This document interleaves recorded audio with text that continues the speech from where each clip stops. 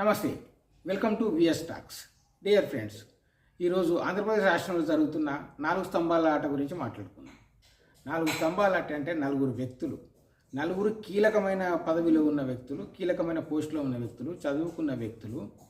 వీళ్ళ వ్యక్తిగత జోలికి మనం వెళ్ళకూడదు. వ్యక్తిగతంగా వాళ్ళు ఏం చేసుకున్నారనేది మనకు తెలియదు. ఎవరి గురించి మాట్లాడుతున్నామో మీకు అర్థమై ఉంటుంది. శాంతికుమారి, మదన్ మోహన్, సుభాష్ రెడ్డి గారు అండ్ విజయసాయి రెడ్డి గారు, వీళ్ళు నలుగురు కూడా ఈ సీన్లో పాత్రధారులే. వీళ్ళెవరో చిన్న అల్లటప్ప వ్యక్తులు కాదు. Deputy commissioner of endowment of Andhra Pradesh, 2 భార్యాభర్తలు.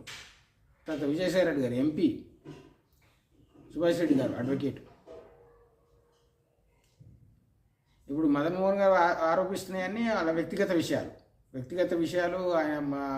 ఆయన అమెరికా వెళ్ళడము, ఆయన రావడము, భార్యకు ప్రెగ్నెంట్ ఉండడం, ఆయన లేని టైంలో ప్రెగ్నెంట్ కావడము, ఆ ప్రెగ్నెంట్ కారణం ఎవరైనా ఎంక్వైరీ చేసుకోవడము, ఆమె మాకు విడాకులు అయినాయి అని చెప్పడము, సుభాష్ రెడ్డి గారే తండ్రి అని చెప్పడం, మేము ఎన్నో ఏళ్ళుగా ఉంటున్నాము, ఇవన్నీ 4 ఏళ్ళ కిందటనే విడాకులు అయినాయి అనేది ఇక్కడ ఒక లీగల్ పాయింట్ ఇందులో కూడా వాళ్ళకి చర్చకు వచ్చింది. సో ఈ 4 వ్యక్తులు వాళ్ళ వ్యక్తిగత జీవితాలు పక్కన పెట్టేద్దాం, మనకొద్దు, మనకు ఆ విషయమే వద్దు. వాళ్ళు ఎవరి కూతురు ఎవరికి అన్నారు, ఆయనకి 2 పిల్లలు ఎప్పుడు పుట్టారు, మేము ఇప్పుడు గర్భవతి ఎవరు, అది మనకొద్దు. హాస్పిటల్ పోయి ఎంక్వైరీ చేసిన అదంతా మనకొద్దు. మనకు కావాల్సింది ఏంటంటే 1,60,00,000 విజయసాయి రెడ్డి గారు ఇచ్చింది వాస్తవమేనా, ఎందుకు ఇచ్చాడు, అది ఇద్దరు ఒప్పుకుంటున్నారు. ఏదో హెల్ప్ చేశామని చెప్పి, బీయింగ్ ఏ డిప్యూటీ కమిషనర్ ఎండోమెంట్గా హెల్ప్ చేశామంటే ఎందులో హెల్ప్ చేశావు? ఏదో పబ్లిక్ ఏదో ప్రజలకు నష్టం జరిగే పని నువ్వు చేశావు, ఖచ్చితంగా చేశావు. అది దానికి ఇంకా రెండో ఆర్గ్యుమెంట్ లేదు. కానీ ఏం చేశావు, అది కదా మనకు కావాల్సింది.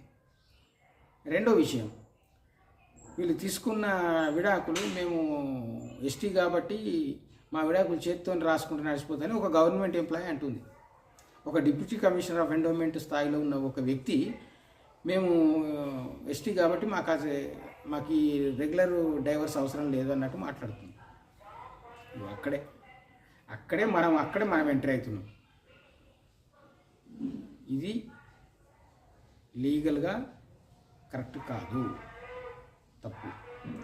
ఇంకోటి కాదు, అంతకంటే ముఖ్య విషయం కూడా ఒకటి ఏంటంటే, మనల్ని అందరినీ ఆలోచింపజేసేది ఈ దేశానికి కామన్ సివిల్ కోడ్ కావాలి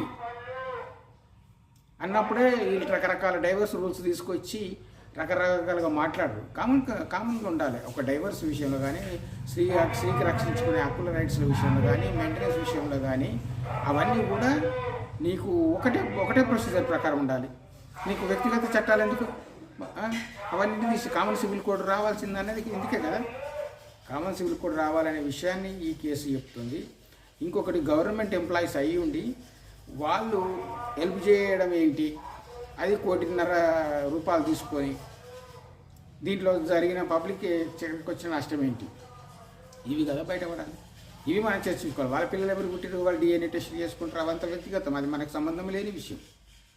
దాన్ని మన మీడియా హైలైట్ చేసుకుంటూ ఆ డేట్లతో ప్రకారం ఈ డేట్లో ఉన్నాడా, ఈ డేట్లో లేడా అని చెప్పేసి మీడియా ఆపరేషన్ చేస్తుండొచ్చు. కానీ అది మనకు అవసరం లేదు. మనకు అవసరమైంది కామన్ సివిల్ కోడ్ ఒకటి ఉండాలి. వీళ్ళు మాటలు తప్పించుకోవడానికి ఎలా మాట్లాడుతున్నారు అనేది ఒకటి. 1,50,00,000 రూపాయలు నువ్వు తీసుకొని ఏం హెల్ప్ చేశావు, ఇవే రెండే మనకు పాయింట్. సో మిత్రులారా, దీని గురించి ఇప్పుడున్న ప్రభుత్వము, ఆ ప్రభుత్వంలో జరిగింది కాబట్టి ఇప్పుడున్న ప్రభుత్వము తగిన చర్యలు తీసుకోవాలి అని కోరుకుంటూ, ఈ వీడియో మీకు నచ్చినట్టయితే లైక్ చేయండి, షేర్ చేయండి, మీ అభిప్రాయాన్ని కామెంట్ రూపంలో వ్యక్తం చేయండి. మరిన్ని ఇలాంటి వీడియోల కోసం సబ్స్క్రైబ్ చేసుకోండి, బెల్ ఐకాన్ నొక్కండి. Thank you.